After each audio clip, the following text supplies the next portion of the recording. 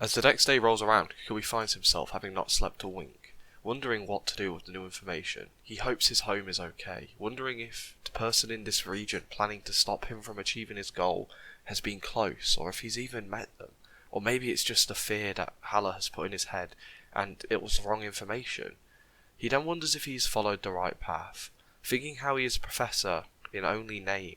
He never truly found a field of work that he wanted to pursue, which led him to follow his other passion, which was battle. But now he's not sure. As he lifts his arm up staring down at his Z-ring, he wonders if he had made the right choice even more, and really wonders if the person who had inspired him all those years ago is around, and is available to give him some advice.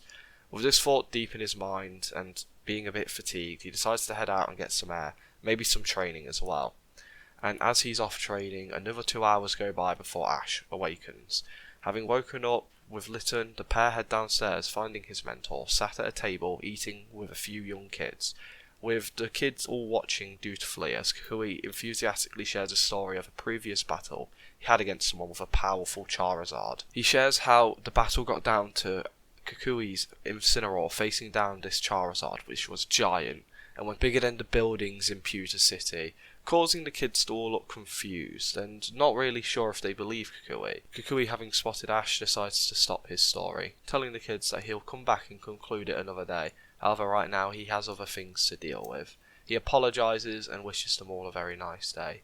All the kids moan audibly as they walk away, with one kid looking towards Kukui, telling him that he will be cheering him on during his battle against Lance. Kukui scruffs the young boy's head, thanking him, saying he will try his best to make the kid proud, as the kid runs off with a huge smile on his face. Ash tells Kukui that he never seems to end his stories, causing the professor to laugh a little bit, before telling Ash to eat up and get ready to leave, as they have a long trip ahead of them.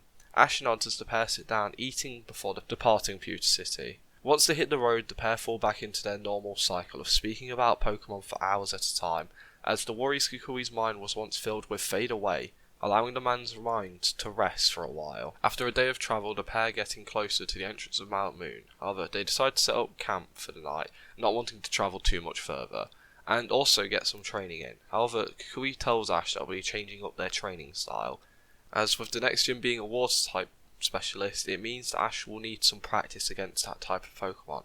Plus, they will be using a completely different terrain than Ash is used to fighting against.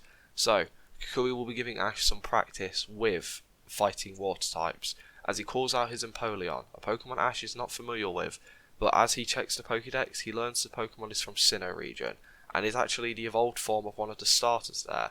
The Pokemon stands proud as Kukui strokes his Pokemon's head, asking for Empoleon to help him out in this training. The Emperor Pokemon lets out a squawk of agreement as Kukui tells Ash that they will be training his Pokemon to either get better at dodging Empoleon's water-based attacks, or in Litten's case, try to grow a minor resistance to its type weakness. However, it won't be anything major. It could lead to helping him in the future. Ash, hearing this, is all down for it, as Litten jumps off Ash's shoulder onto the ground near Empoleon, and as Ash goes to grab Beedrill's Pokeball, he stares at it for just a few seconds. Remembering back to the fight against Graveler, there's something he needs to find out, so he asks Kukui if there's any chance Litten is the only one who could go through this training, causing Kukui to look confused. Ash looks at Beedrill's Pokeball a bit longer, saying how he thinks his bug-type friend might be scared of Pokemon stronger than it. He needs to find out, as he doesn't want to put Beedrill in any situation where it's uncomfortable, and even make it scared, so he would like to put it up against Kukui's bravery this one time to learn the truth. Kukui is shocked to hear this, but is happy to help, and internally is very proud of Ash to see that he's already starting to take note of his Pokemon's flaws, and not only trying to improve upon them, but also make sure that his Pokemon are happy. This is something that not all trainers understand from the get-go, but Ash does. So agreeing to help, Kukui calls out Braviary. The Pokemon lets out a powerful cork before landing on Kukui's arm. Ash thanks his mentor before calling out Beedrill. The Pokemon buzzes out of its Pokeball, landing right next to Litten. Litten already knowing what his training will be, and also Beedrill knowing around this time is their normal training time, both are ready to start their training. And as Ash drops to one knee looking Litten in the eye, telling it that it should head off to the side with Empoleon to get some training in, telling it to do its best but not push itself too hard, and if it needs a moment to rest, just let him know and he'll make sure that they stop so Litten can catch its breath. Litten nods its head, staring down Empoleon, as the Emperor Pokemon crouches down, stroking the top of Litten's head before walking away from the campsite the pair had set up, as they begin their training. Ash then looks over to Beedrill, telling it how it will be having an aerial battle against Braviary. The Pokemon looks over to the bird, who stands confidently, causing Beedrill to flutter backwards a small amount, something Ash takes note of, and so does Kukui. But Beedrill, not wanting to look like a coward, moves forward to stand in front of Braviary, getting ready to begin its battle. And just before this battle begins, we see Litten and Empoleon start their training. Empoleon stands a decent chunk back away from Litten as it begins to fire off hydro pumps, holding back the attacks in not only firepower but also speed, continuing to fire them off towards Litten at a rapid rate while also making sure it's holding back. This causes Litten to start jumping around as much as possible, however it's hardly able to avoid the attacks, only dodging them by a few inches, as they continue to weave and bob trying to avoid all the hydro pumps. We look back over to Ash and Beedrill, who stare down Braviary and Kukui. Ash looks towards Beedrill, telling them on it has this. As Beedrill looks back towards Ash, kinda confused and a bit flustered, it tries not to show it, as Ash calls for a rock smash. The Pokemon moves forward, clearly moving a bit slower than it normally would. Ash can tell, having seen how fast Beedrill can go, and it's clearly hesitating, even if it's just a little, as the bug type swings rapidly towards Braviary, who dodges effortlessly. As Kukui and Braviary continue to avoid getting hit by any of Beedrill's attacks, eventually Kukui looks towards Ash, and the child gives the man a nod, letting Kukui know to use a move. The professor calling out for a superpower, Braviary's claws grow bright, slamming its talons into Beedrill's chest, sending the Pokemon slamming into the ground, the attack clearly having inflicted a lot of damage. Ash cries out, asking if Beedrill's okay, as the Pokemon weakly pulls itself up, however it's visibly shaken. Ash calls out to the Mon, but the Pokemon is already in its own head, starting to pace backwards a little bit from Braviary, as the bird Pokemon lands on the ground, not too far away from it, and this is all Ash needs to know, confirming his idea. He approaches, placing his hand on Beedrill's shoulder, asking if the Pokemon's alright. Beedrill snaps out of its trance, turning around and looking at Ash, before turning away as fast as it can. It had a look of fear and terror in its eyes, something Ash was easily able to pick up on. Kukui recalling Braviary as Ash asked Beedrill what was wrong.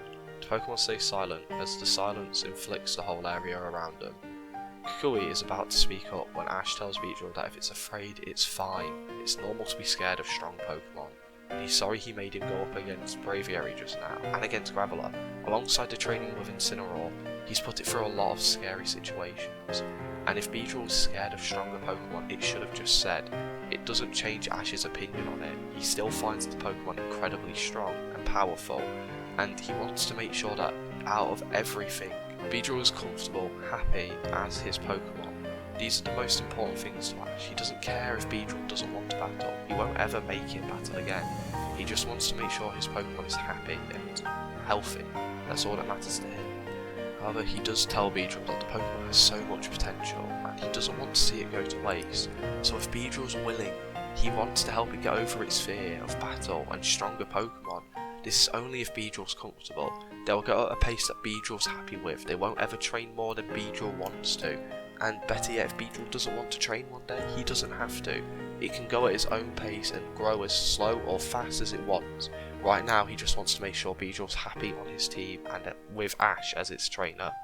A few seconds go by as Beedrill stays quiet, before turning around and looking its trainer in the eye. It looks somewhere between happy and upset all at the same time. It nervously nods its head in agreement to start to try and get over its fear. And Ash smiles brightly, telling Beedrill that they can start training whenever it's ready, and asking if it wants to start tonight. Beedrill shakes its head, and Ash says that's fine. It can just watch Litten train and stay out to help make food. The Pokemon nods its head happily, as Kukui watches from a distance, very impressed with Ash, and for how mature he was in this situation. Having watched and let the moment pass, he approaches, and Kukui apologises to Beedrill as well for putting him up against Pokemon that are far beyond its strength, telling Beedrill that he will be helping it get over its fear if it allows him to. Beedrill sheepishly nods its head, agreeing to let Kukui help, as the man smiles brightly, telling the two that they should go check on Litten and Empoleon. Everyone's in agreement, and as they begin to walk away, Kukui can't help but be very proud of Ash right now. Arriving on the training field where Litten and Empoleon have been continuously training, they arrive to find Litten almost effortlessly dodging attacks coming from Empoleon. As Litten moves like it normally does, making weird movements, moving in weird way, unneeded poses, doing flips when it shouldn't have to, it surprisingly makes the Pokemon much harder to hit than it should be. This allows Litten to move in ways that keep Empoleon guessing where it will be going, and of course, making Litten get hit very little. Any hit that does connect though is very painful to Litten. With the massive level difference, type disadvantage and strong move choice, it means that Litten is trying to avoid purposely to not get hurt. And Empoleon does feel bad whenever it does hit, but understands that this is a necessary part of the training. And with everyone arriving, Ash can't help but stare at Litten move in weird ways. Getting lost in thought watching his Pokemon move, Kukui nudges his student, asking if he's okay. Ash nods his head, explaining he just got lost in thought, as Kukui calls out to Empoleon, asking it to stop for a minute. The proud Pokemon does so, giving Litten a chance to breathe, and as Ash walks over, he tells Litten that if he wants to stop training for the day, that's fine, as Beedrill won't be training anymore. But Litten looks towards Beedrill and then towards his trainer and shakes its head, implying that it wants to continue on with its training. As Kukui gives Litten and Empoleon an Aurum Berry, allowing them to get some strength, they continue their training. As Ash watches, Kukui and Beedrill head off to start setting up camp properly and also start to begin cooking. As Ash watches Litten move even more, he sees every now and again the Pokemon gets engulfed in flames, getting slightly faster, before the flames disappear. After training for around 2 hours, Kukui thinks they should call it a night. Ash agreeing, Empoleon and Litten stop, as everyone sets down, eats their food, and heads off to sleep, not realising that a small creature in the distance has followed them. During the early hours of the morning, Kukui wakes up to get a small bit of training in before Ash wakes up. Having learnt the kid is a bit lazy, Kukui started to use Ash's sleeping habits to fit training sessions in with his own Pokemon.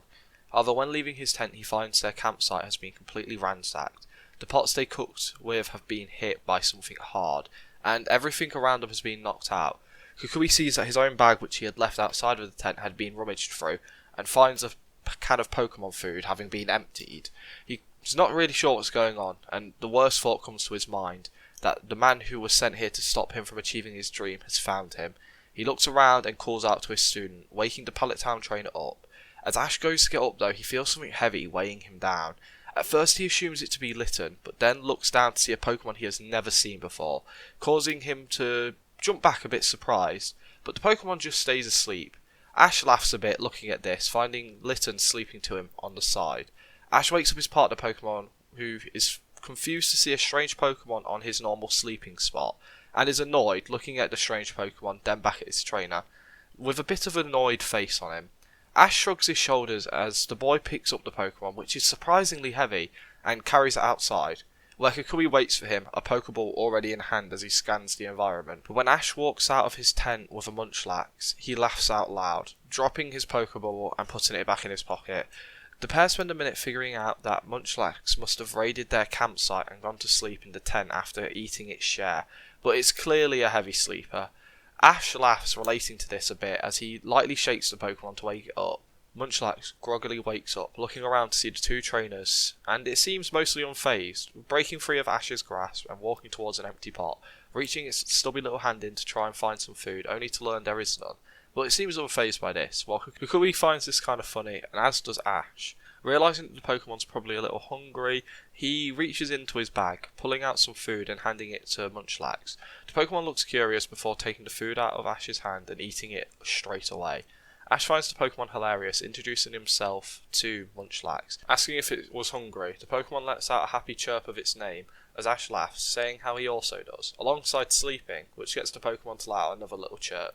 After a second of eating, Munchlax finishes the food provided. It begins to search around for more food. Ash, seeing this, apologises to Munchlax, saying how he can't give it any more food, as he needs to save some food for his own Pokemon. Hearing this, Munchlax looks a bit annoyed, causing the Pokemon to look at an unoccupied Pokeball which had fallen out of Ash's bag while it was rummaging through it last night. The Pokemon takes a second to smack the unoccupied ball and catch itself. As the Pokeball shakes on the floor, it eventually shines bright, indicating a successful catch. Kukui and Ash look confused before breaking into laughter. Ash realising he got a new Pokemon and doesn't even know anything about it. He finds it kind of good though. He found the Pokemon pretty entertaining. As he calls out his new Pokemon, who comes out with a smile, gesturing for more food, Ash laughs, telling the Pokemon it will have to be a bit patient while he and Kukui make up some. Ash, realising that he should probably start making their normal breakfast, calls out Litten and Beedrill. Kukui, also realising he won't be getting training in, decides to help Ash start preparing his food. As the two begin to go around their normal morning routine, making an extra batch of food for the hungry Pokemon. Kukui tells Ash a little bit about Munchlax as a Pokemon, saying that it's very rare to come across one in the Kanto region, it's the pre-evolved form of the Pokemon known as Snorlax, and just saying how normally these Pokemon are very chilled out and mellow, and just like eating food when they can. Ash finds this hilarious, and as everyone starts eating, Ash asks Munchlax if it would like to stay travelling with him. He's a Pokemon trainer who's going to be taking on the gym challenge, and he would like to keep Munchlax around, if it's okay with battling. Munchlax thinks it over a little bit while scarfing down some food, and after realising how good Kukui's cooking is, lets out a happy cry, indicating that he's happy with Ash. Hearing this, Ash celebrates his new capture and introduces Litten and Beedrill to their new teammate. With the group finished eating, they deconstruct their campsite and continue on with their journey through Cerulean City. The trip takes a while for the pair to make, with Ash and Kukui continuing their training they had begun. However, Ash never makes Beedrill partake in any training whatsoever. The Pokemon only trains once or twice during its trip from Pewter City to Cerulean City, and even that didn't last long. While Ash and Beedrill continue to work towards getting over his fear, Ash also works with Munchlax to make sure the Pokemon adjust into the squad nicely, and it quickly becomes a bit of a comic relief for Ash and his squad. As for Litten, the Firecat has gotten much faster thanks to its dodging training it has gone through with Empoleon. It even has a small bit of a resistance to its natural weakness, while also getting some good training in alongside Munchlax. The Pokemon seems relatively happy to fight. As much as it's not as enthusiastic about it as Litten, it still does it when it can. But the Pokemon's quick to tire, getting fed up of battling quite fast, so training with Munchlax doesn't happen for very long. However, whenever it does train seriously, it's shown to be a very capable and strong fighter, something Ash is happy to have on his team. With the mentor and student arriving in Cerulean City, Ash, having learnt from last time, decides to head towards the Pokemon Center first. But as the pair walk through Cerulean City, they feel like they're being watched by some trainers around them. Once arriving at the Pokemon Center, the pair finally learn why. Having checked in their Pokemon, they look up to a screen in the Pokemon Center, which is doing the news and covering a case about Kukui and his upcoming battle against Lance. Something not all new to them. However, the reporting goes on to show a picture of Ash and Kukui leaving Pewter City. The picture is blurry and Ash isn't made out too well in it, but the colours and being with Kukui is definitely enough information. As the woman on screen goes to show a few photos of the pair being together, it leads to them asking some questions of who the boy is and what his relationship is with Kukui. The pair watch this and are slightly concerned, however they did realise this was something that was bound to happen, they just weren't expecting it to happen so fast. After all, Ash is travelling with a possible champion, so people were bound to start speculating what their relationship was, but Ash was hoping it would be a little longer before people figured it out. Ash finds this a bit nerve-wracking, but Kukui seeing this tells him not to worry. After all this means is people understand that he is a strong and powerful trainer that should be respected, being the champion's student and all. Besides, the news doesn't have a lot of information on him, hardly knowing his name or what their relationship is, meaning Ash has a little while longer of just being another trainer. Ash hearing this lets out a sigh of relief, realising that Kukui is right. The pair, having checked in their Pokemon, sit down to go over some last minute strategy, Kukui giving advice for what to look out for when battling on a water battlefield. Little tricks to figure out where the opponent will move, such like that, and Ash is thankful for all the information he's given. Soon they're called to by Nurse Joy as they collect their Pokemon, learning everything was fine, making Ash ready to take on his second gym.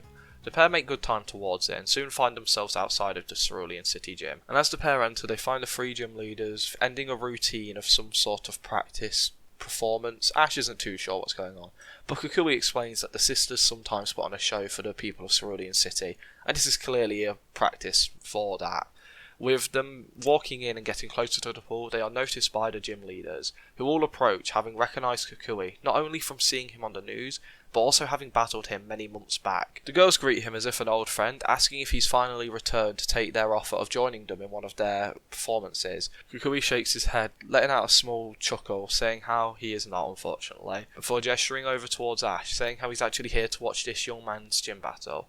The girls look over to see Ash, with Daisy looking at him a bit more intensely than her sisters.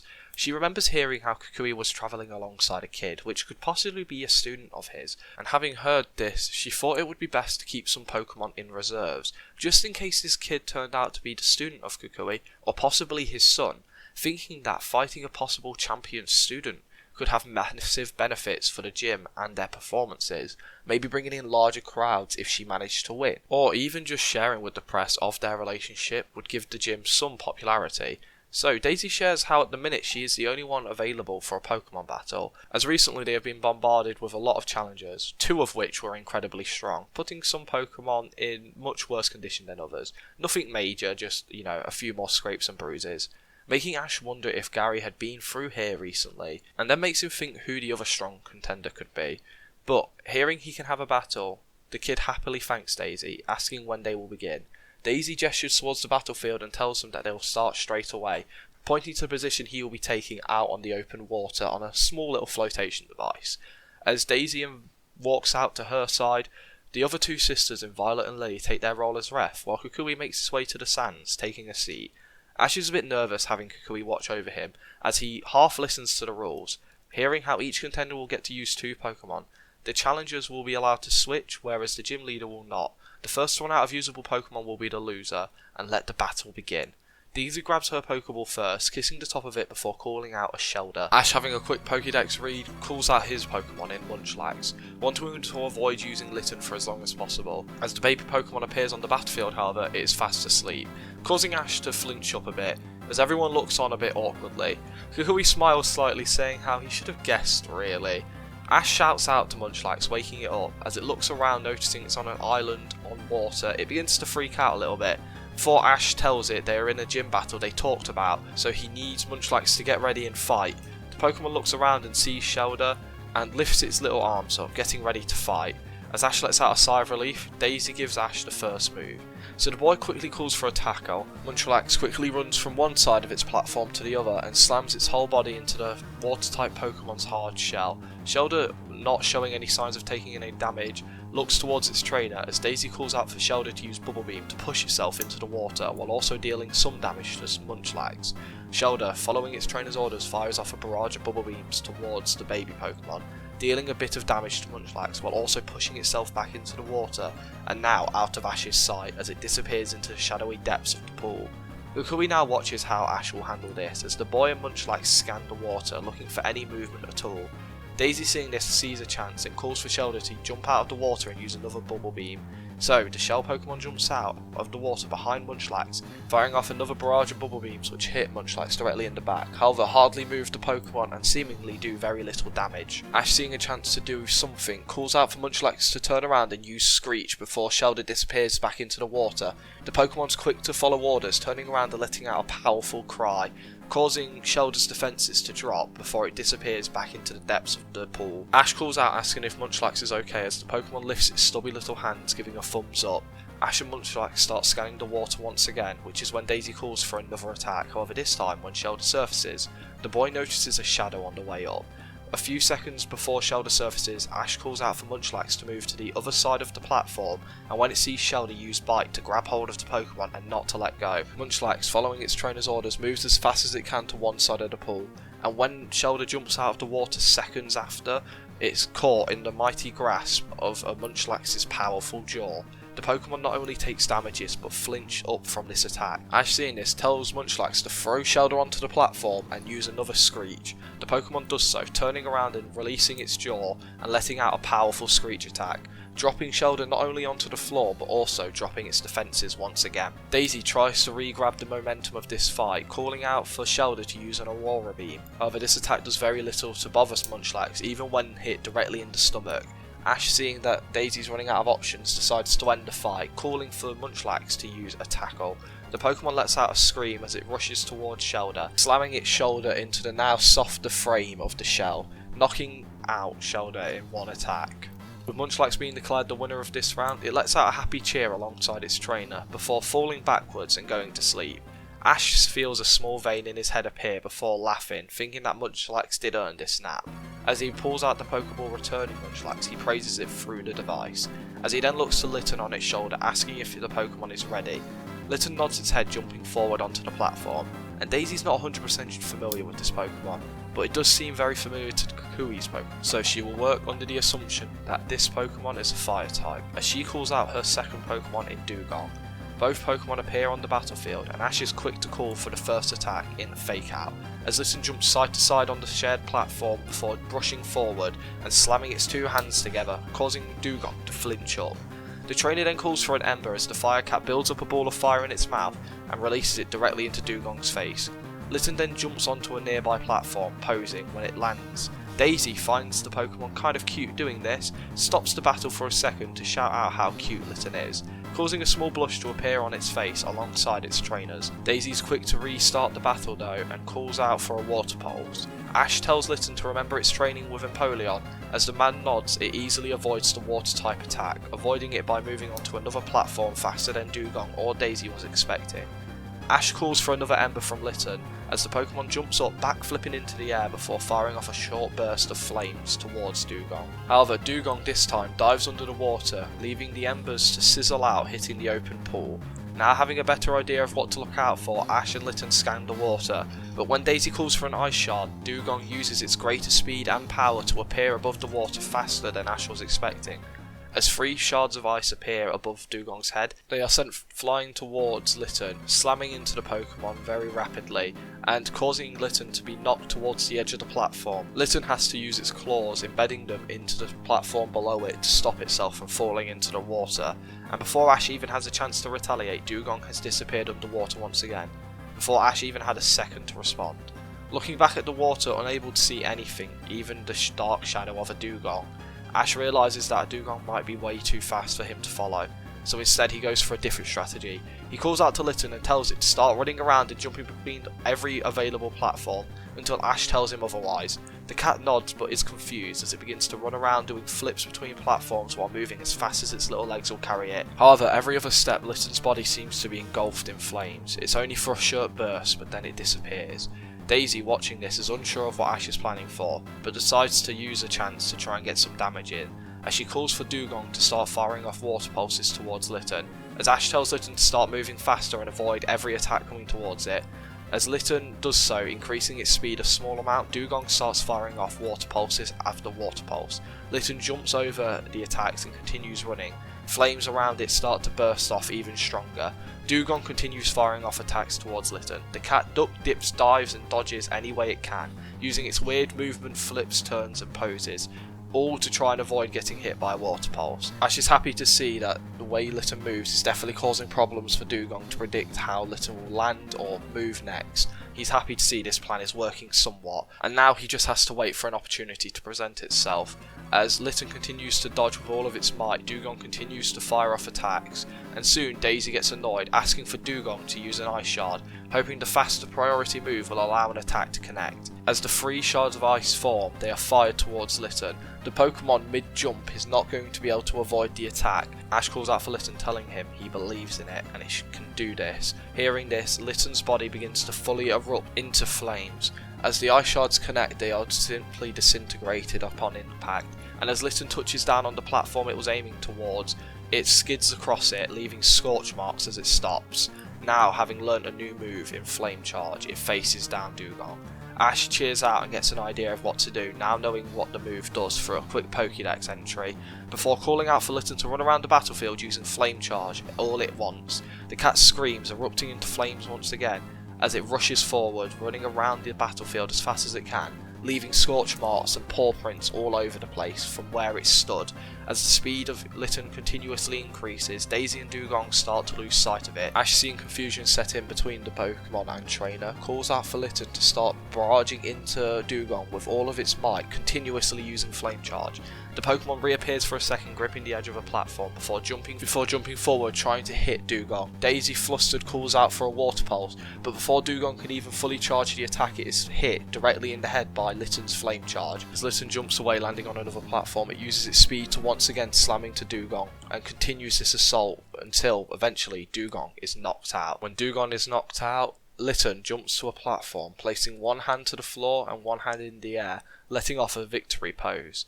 Ash, seeing this, runs out to his partner Pokemon, going to hug it before feeling how hot it is to the touch. As he quickly splashes some water to cool Litten down, also scaring the cat a little bit, it causes Ash to get scratched in the face. But the pair begin to celebrate, calling out Munchlax, who is still asleep, but joins in the celebration in spirit, leading Daisy to recall Dugong and walk off to the side of the pool, where she calls Ash over. The boy collects himself and walks over to the girl, and this is where he is handed his Cascade badge. She tells Ash that Litten is a little performer and would do great in contests or even showcases, causing Ash to scratch his head, not being familiar with either. But before Daisy has a chance to explain, Litten nuzzles up to Ash's cheek, showing Daisy that he's happy with Ash and wants to continue battling. The trainer, having happily won his gym battle, turns to his mentor to see the man in the stands just staring at him. It's almost concerning and unnerving to Ash, but soon Kukui shouts out praising Ash for an amazing battle, with Ash rushing over to the stand side of the arena to see Kukui is almost pale, as if he had seen a ghost, and he looks confused. Seeing Ash get close, he tries to shake this feeling away, shaking his head, letting on a big smile, telling Ash he did amazing. But Ash can tell something's off. As the pair leave the gym, not having said a lot of words to one another, Ash asks Kukui what's off with him, and the man turns and says he was just surprised how much Ash looked like his father and even acted like him during battle. It was kind of creepy. As Kukui lets out a light laugh, Ash accepts this as the truth, calling out Beedrill to share the good news, while Kukui stares at Ash a bit more seriously, wondering if his eyes were deceiving him, or if what he saw was the truth. But that's where I plan on leaving this part for now. I hope everyone enjoyed this bit. I've reworked this script a few times and even had to reorganise Ash's team a little bit. But with that being said, I hope everyone enjoyed. I'm sorry my uploads have been sporadic recently. There is a reason for that, and it will probably be explained in a separate video. That all being said, I hope you all enjoy. Have a great day or a good night, and I'll see you next time.